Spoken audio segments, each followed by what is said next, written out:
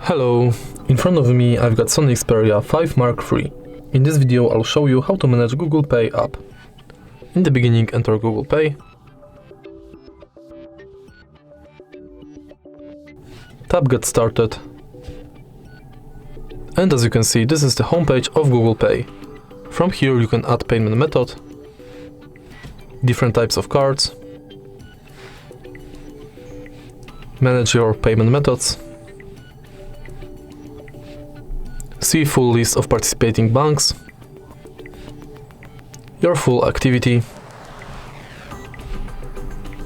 You can also manage settings, in which you can turn on or off email updates, Gmail imports, manage your power button access, edit your account info, turn on or off personalization within Google Pay, turn on or off purchase notifications, updates about your passes, and offers and tips.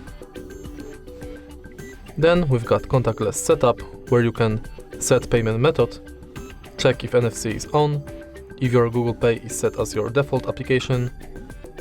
You can also check if your phone has set screen lock and if your phone meets security requirements. Then we've got help and support, send feedback, and if you tap right here you got access to your Google account. If you find this video helpful, please leave like, comment and subscribe.